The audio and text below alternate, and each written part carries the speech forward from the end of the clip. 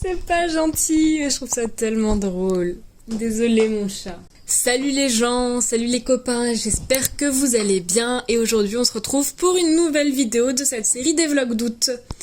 Oui, l'intro change à chaque fois parce que je ne sais jamais quoi dire en fait, voilà. Nous allons tout de suite commencer avec le sujet du jour qui est de douter de son avancement, que ce soit professionnel ou personnel. Alors c'est pas un TED Talk, et je n'ai rien fait dans ma vie pour vous expliquer mon business. Je pense que je suis entourée de tellement de personnes qui ont vraiment tenté des expériences et réussi leur coup, que je peux plutôt vous dire allez les voir eux. En revanche, vu que cette vidéo s'appelle les vlogs d'août et fait partie du concept des vlogs d'août, pour ceux qui ne savent pas ce que c'est que les vlogs d'août, c'est juste une série de vidéos, je vous parle de mes doutes, de mes craintes, de mes peurs, tout le long du mois d'août.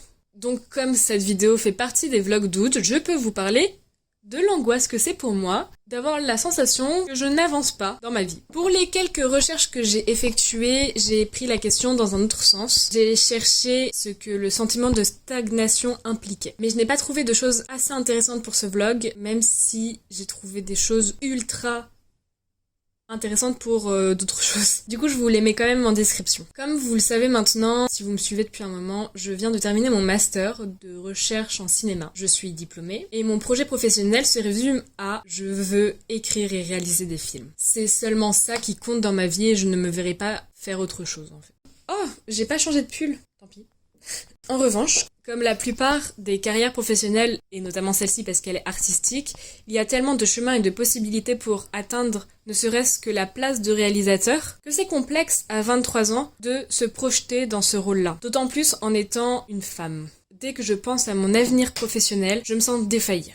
À mon avenir tout court en fait, même si je suis beaucoup plus en accord maintenant avec le flou de mon futur. J'ai des angoisses qui montent et j'ai l'anxiété qui frappe à la porte dès que je dois penser à ok, quelle est la prochaine étape? Tout est flou, parce que je ne sais pas comment réussir à faire ce que je veux. Comme nous l'avons vu dans le premier épisode, c'est pas une question de talent. Mais je pense que comme je n'ai pas arrêté de le répéter ces derniers temps, je me suis complètement enfermée dans un monde d'études qui ne me donnait pas l'occasion de tester de nouveaux chemins professionnels. Parce que j'avais peur. J'avais peur de me rendre compte que je n'étais pas sur la bonne route. Mais en même temps, vous allez me dire, si je ne m'aventure pas sur la route, je ne pourrai jamais savoir si c'est la bonne route ou pas. Bref, avant de partir à Avignon, vous avez dû voir une vidéo que j'ai tournée où je déversais toutes mes craintes, mes doutes et mes angoisses. C'est angoissant d'avoir la vingtaine. C'est angoissant de finir ses études pour entrer dans le monde professionnel. C'est angoissant de savoir qu'on est à la fin d'une étape de sa vie et que on doit bouger des montagnes pour changer radicalement notre situation. Quelle angoisse de devoir se lancer, d'avoir des portes qui se claquent et de ne plus pouvoir compter sur ses conventions de stage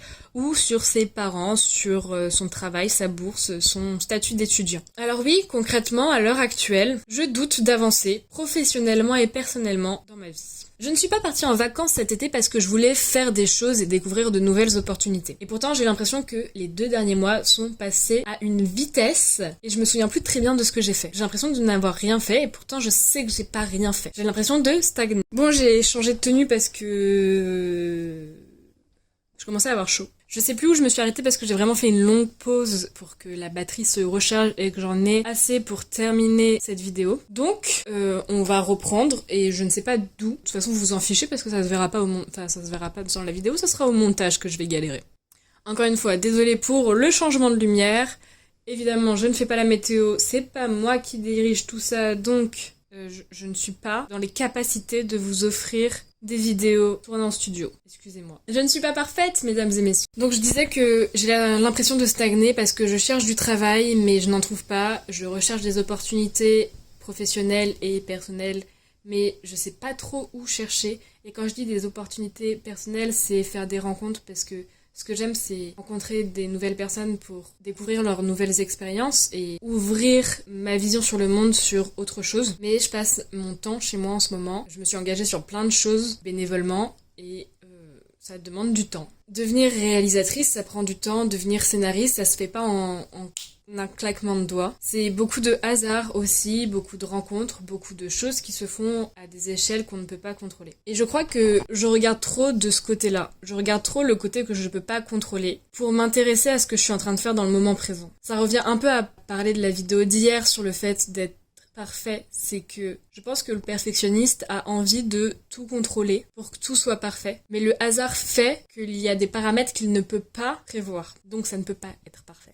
À ses yeux. Et là, c'est la même chose. C'est qu'il y a des paramètres que je ne peux pas prévoir. Alors que je sais que je suis une personne qui a trop besoin que le chemin soit complètement dégagé et qu'on m'indique exactement les étapes que je dois faire, la voie que je dois emprunter pour pouvoir m'engager.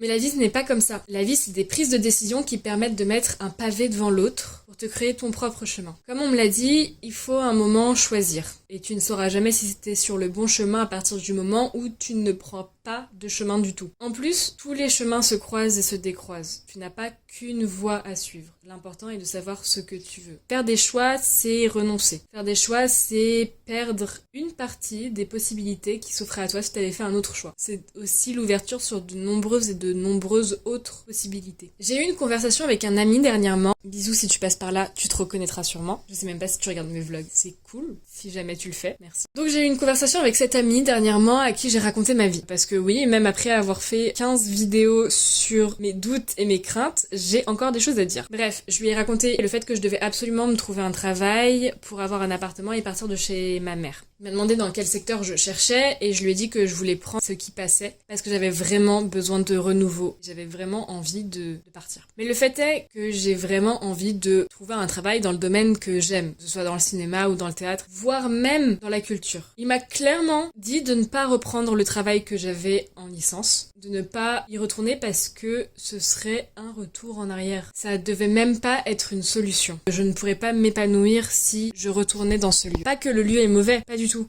C'est juste que je passe d'une situation de stagnation à une autre situation de stagnation parce que j'ai déjà fait le tour de ce que le job pouvait m'offrir. Je tournerai en rond finalement et je ne serai absolument pas satisfaite. Et il a complètement raison. Il a toujours raison. Enfin, je lui avais notamment dit que ça pourrait être un plan B et il m'a complètement engueulé. Ça devait ni être un plan B, ni être un plan C, ni être un plan Z. Parce que si je le considérais comme un plan de secours, jamais je ne me donnerais les moyens de chercher ailleurs. Et il a raison, encore. Il a souvent raison. C'est un sage. Et il m'a également dit que ce n'est pas parce que mes objectifs à court terme ne montrent pas directement la voie vers mes objectifs à long terme, que ce n'est pas des objectifs que je dois accomplir. Trouver un travail, même dans le théâtre ou dans la culture, ça reste un domaine que j'aime, ça ne m'avance à rien dans le domaine du cinéma, en tout cas objectivement. En revanche, ça va me permettre de changer d'environnement et de renouveler mon aura artistique, de faire évoluer ma personnalité et donc mes créations. Ça va me donner la sensation que j'avance. Aujourd'hui, j'ai de la chance d'avoir des seuils très marqués dans mon avancement. Je sais quels sont mes objectifs physiquement pour me sentir avancée. Ça me facilite la tâche tout en la trouvant très difficile puisque je vois tout l'escalier que je dois monter. Mais encore une fois, il ne faut pas se concentrer sur la marche supérieure. Parce que sinon, mon envie de perfection m'empêchera d'y aller si je déplais pas toutes les étapes avant. Je me pose énormément de questions, mais c'est parce que je connais ou j'ai connu des gens qui voulaient voir le plan en grand avant de se lancer. Ce n'est pas forcément possible. Quand vous sautez en parachute, vous ne savez pas exactement où vous allez atterrir. Dites-moi si je dis des bêtises, mais je sais que habituellement vous avez une idée de la zone d'atterrissage, mais l'endroit précis et exact, vous ne pouvez pas le savoir. En fait, la vie c'est comme viser, c'est comme sauter en parachute.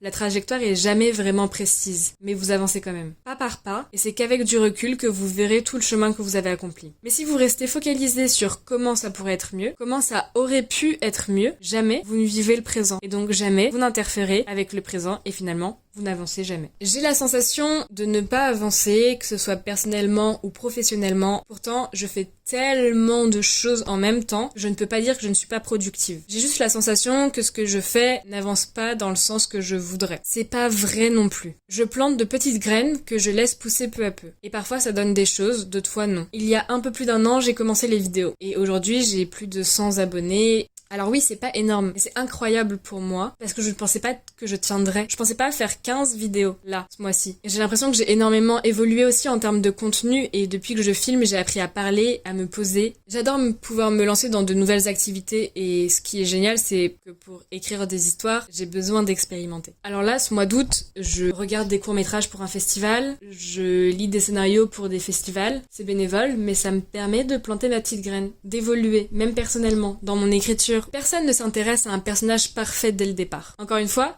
n'ayez pas peur de vous tromper, n'ayez pas peur de tenter et de faire des expériences. Évidemment, si vous avez peur des fonds marins, ne tentez pas une plongée pour aller voir l'épave du Titanic tout de suite. Mais pourquoi pas commencer par des cours de plongée. Lorsque j'étais ouvreuse, j'angoissais tellement de parler devant des gens, même une salle qui n'était pas complètement pleine m'angoissait. Et maintenant, je peux faire des annonces devant 100, 120 personnes. Qu'importe les choix que vous faites, vous avancez. Vous avancez parce que vous apprenez. Faire des choix, c'est renoncer, certes, mais c'est s'ouvrir de nouvelles opportunités. Avoir la sensation de stagner, c'est ce que j'ai pu ressentir ces derniers temps. Alors peut-être qu'il faut que vous vous donniez des objectifs concrets, que la prochaine marche soit palpable, visible, qu'elle vous montre que votre avancée est bien réelle. Pour moi, c'est trouver un travail, puis trouver un appartement. Pour vous, c'est, par exemple, trouver une école, réaliser un court-métrage, écrire le chapitre suivant de votre roman. Ce n'est pas forcément des marches gigantesques. Parler en public, prendre un cours de danse, prendre un cours de théâtre. Et ce qui est bien avec ce genre d'objectif, c'est que les étapes à franchir pour les atteindre sont tellement accessibles. Alors oui, parfois, il faut pas trop regarder le bout du tunnel, surtout quand vous êtes dans de la paperasse, dans de l'administration. Prenez 2 minutes quand vous avez terminé de traverser le tunnel, retournez-vous, voyez tout ce que vous avez déjà traversé, et dites-vous que vous avez déjà parcouru tout ce chemin-là. Certes, il en reste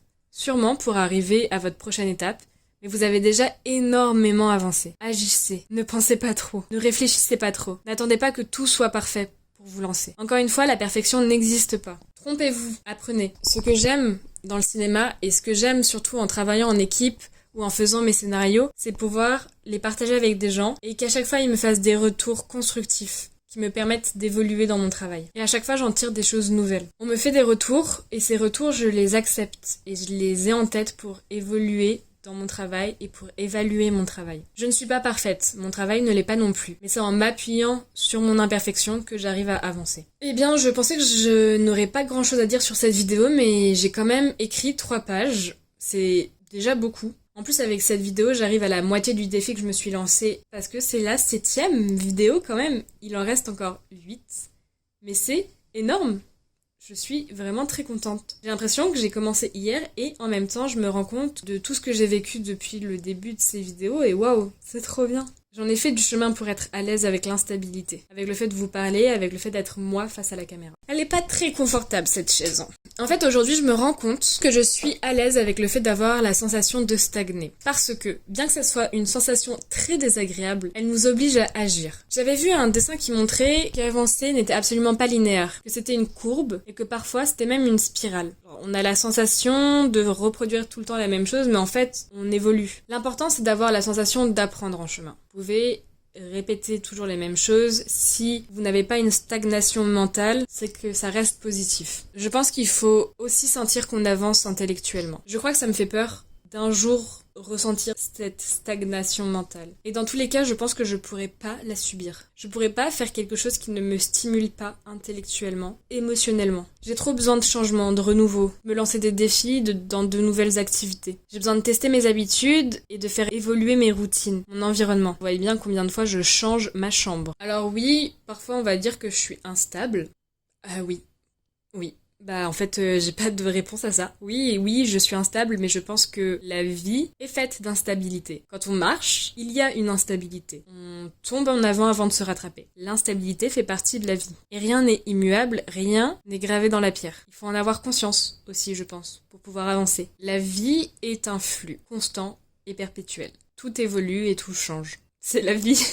À chaque fois que je dis ça, je pense à David Bowie. Parce que dans son documentaire, dans le documentaire, parce que c'est pas le sien, il dit à un moment donné qu'il est Capricorne ascendant Verseau et descendant Lion. Et je peux me vanter d'avoir les mêmes signes astrologiques que lui. Plus sérieusement, je sais que ce qu'il expliquait, c'est que il aimait le renouveau, il aimait le changement et quand il commençait à s'ennuyer et qu'il trouvait une tâche trop facile, il avait besoin de la rendre difficile, il avait besoin de se stimuler intellectuellement.